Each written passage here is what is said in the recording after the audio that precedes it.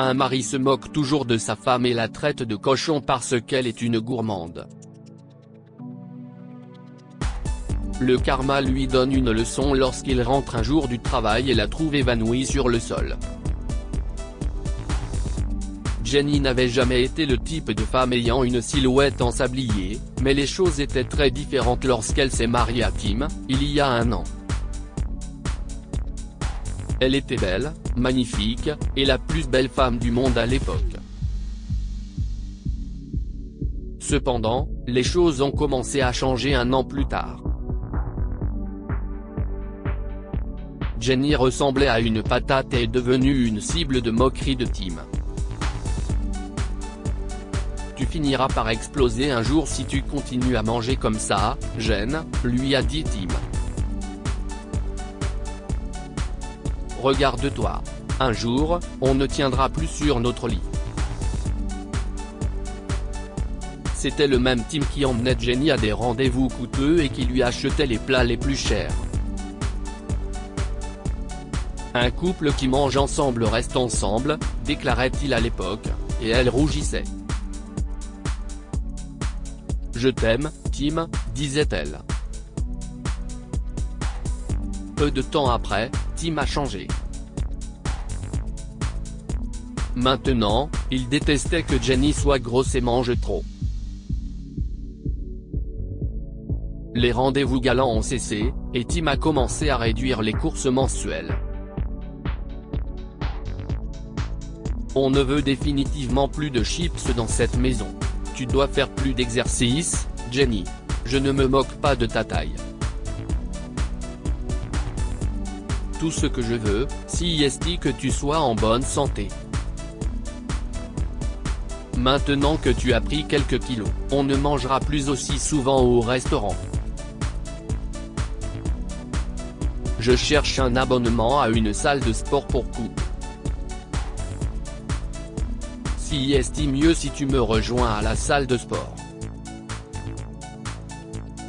Jenny était fatiguée de Tim et de ses railleries. Il n'arrêtait pas de souligner à quel point elle n'était pas en forme et ne manquait jamais une occasion de lui rappeler qu'elle devait aller à la salle de sport tous les jours. Un jour, ils prenaient leur petit déjeuner, et Tim a perdu la tête quand Jenny a pris le 3e toast. Tu ne vas pas manger ça, a-t-il dit. Tu devrais faire attention à ce que tu manges, Jenny. Tim, a-t-elle répliqué. C'est quoi ton problème? Tu sais à quel point j'aime les toasts. Il est encore temps, Jenny, et tu peux surveiller ton poids. Si tu n'arrêtes pas de manger maintenant, tu feras 2 fois ta taille actuelle, et je ne veux pas d'une femme grosse. J'espère que tu comprends ce que je veux dire. Jenny n'a pas mangé la 3e tartine ce matin-là, et elle n'a plus mangé de tartine après cela. Le commentaire de Tim, selon lequel il ne voudrait pas d'elle comme épouse si elle prenait du poids, l'a blessée profondément. Jenny a donc arrêté de manger et s'est mise à faire plus d'exercice. Cependant, 2 jours plus tard, ils ont reçu une invitation à dîner d'un ami proche, et ils n'ont pas pu dire non. Ce jour-là, la bouche de Jenny s'est mise à l'eau à la vue de tous les plats du dîner, mais elle n'a choisi qu'une tranche de pain et du beurre pour elle. Jen, s'est écrié leur ami Rose. Tu adores les spaghettis, et tu ne prends pas? Oh, bien, a dit Jenny timidement. Non, je vais parfaitement bien. Allez, ma chérie, a encouragé Rose. Tu dois en prendre. Tu es la seule ici à apprécier ma cuisine. Mes enfants sont tellement difficiles, je te le dis. Ça va Rose. Je vais juste prendre du pain. A dit Jenny, en prenant une autre tranche. Cependant, Tim l'a arraché de sa main et l'a gardé. Je suis désolé, les gars, a-t-il dit. Jenny est au régime, mais elle est trop timide pour en parler. Elle n'a jamais été au régime, vous savez. Et si est-il drôle qu'elle n'ait jamais été aussi soucieuse de sa santé avant. Tu peux aller me chercher du ketchup, chérie? J'en aurais besoin pour les frites. Jenny se sentait mal, et elle a failli pleurer devant tout le monde.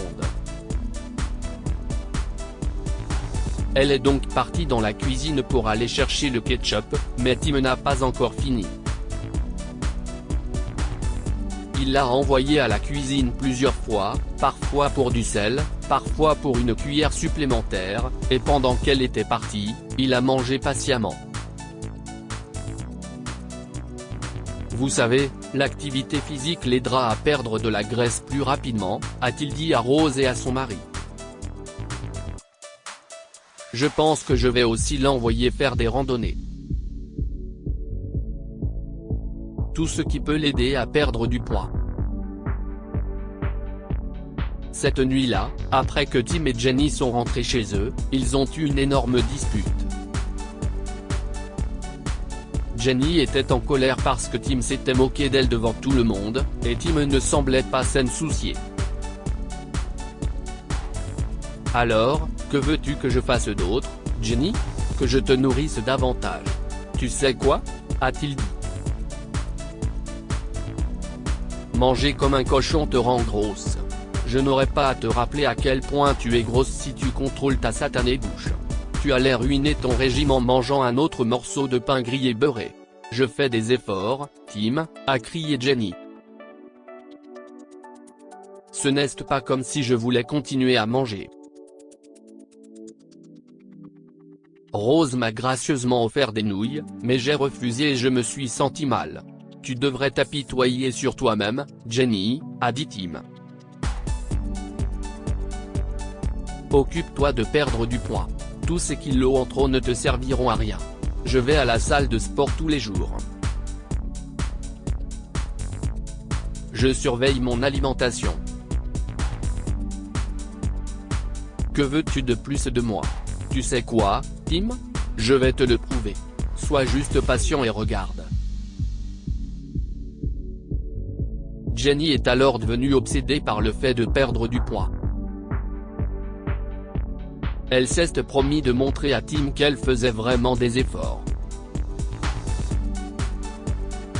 Pour rester rassasiée plus longtemps, elle buvait en effet beaucoup d'eau et ne prenait qu'un seul repas par jour.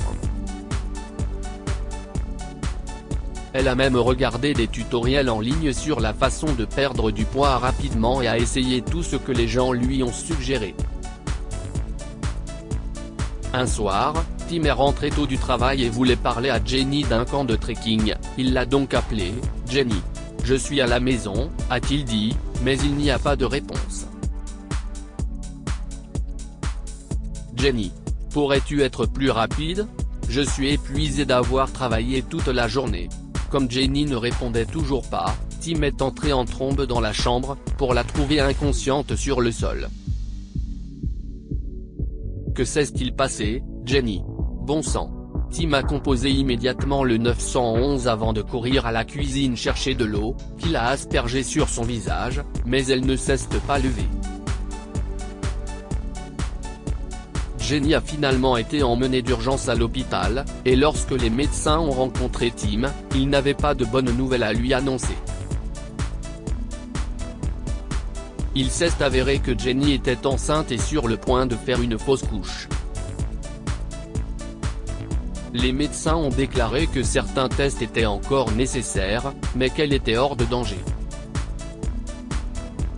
Il conseillait à Tim de bien s'occuper de Jenny et l'avertissait que tout stress pourrait nuire à elle et à son enfant. Jenny était enceinte, et Tim n'avait aucune idée. Il pensait à la façon dont il l'a traitée et au stress qu'il lui a causé, et il avait l'impression d'avoir été le pire des maris pour elle. Alors, pour se faire pardonner, Tim s'est agenouillé lorsque Jenny a repris conscience, et il lui a offert ses fleurs préférées. Je vais essayer d'être meilleur pour toi et notre bébé, Jen, a-t-il promis. Quoi? Qu'est-ce ce que tu viens de dire? A-t-elle demandé, choquée. Bébé? On dirait que tu ne le savais pas non plus. A dit Tim, en tenant ses mains doucement. Tu es enceinte, Jenny. Nous allons être parents. Et je veux donner à cet enfant et à sa mère le meilleur de tout. Désolé d'avoir été une personne horrible avec toi. Tu n'as pas besoin de changer. Si. J'étais horrible, n'est-ce pas? Oh, Tim. Jenny a jeté ses bras autour de lui. Je suis si heureuse qu'on va être parents. Vraiment. Je te pardonne pour tout. Quand Jenny est rentrée de l'hôpital, Tim a préparé son dîner préféré, des nouilles, de la salade et des ailes de poulet. Tout pour que le bébé et sa maman soient heureux, a-t-il dit en la servant avec amour. Que pouvons-nous apprendre de cette histoire? Une personne ne doit pas être jugée pour son apparence. Tim a jugé Jenny et l'a forcée à perdre du poids, sans savoir que tout ce stress aurait pu leur faire perdre leur enfant. Nous n'avons qu'une seule vie à vivre, et nous devons la vivre pleinement. Jenny était une femme gourmande, et elle était parfaite comme elle était. Partagez cette histoire avec vos amis. Elle pourrait égayer leur journée et les inspirer.